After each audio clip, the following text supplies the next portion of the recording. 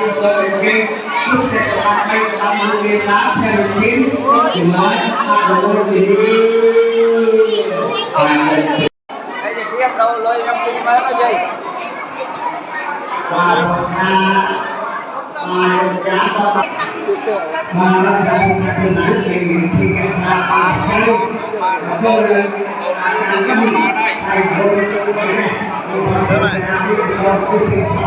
Không mát đây, không mát đây.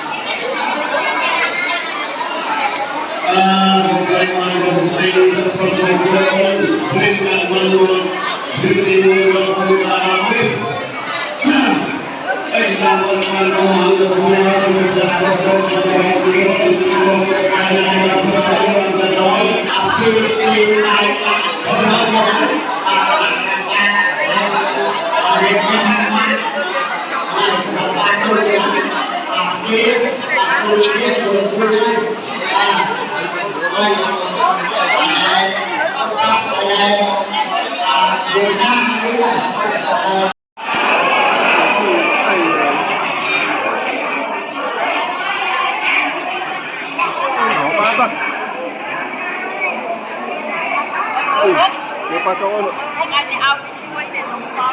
Cô bố cô nữa. mà nó đã cái nói thì cái là cái rồi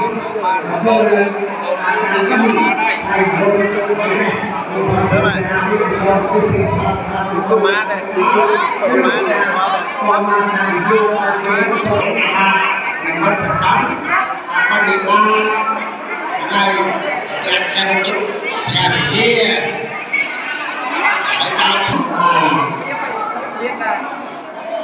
cái gì tiếp đâu lôi em đi mới nó gì và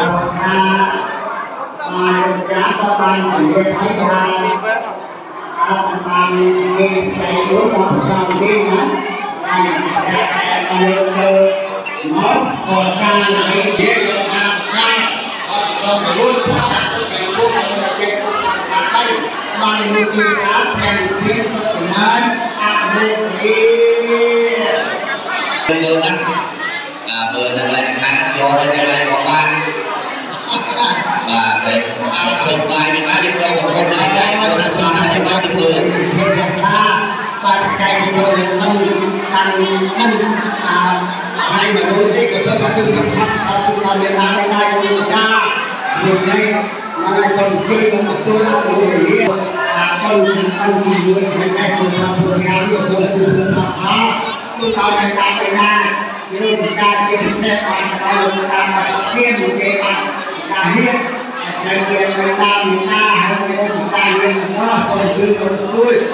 một điều là hết ta một loạt thực hiện như tôi cái lúc này các bạn làm một cái lá theo một tiếng thì nói rồi thì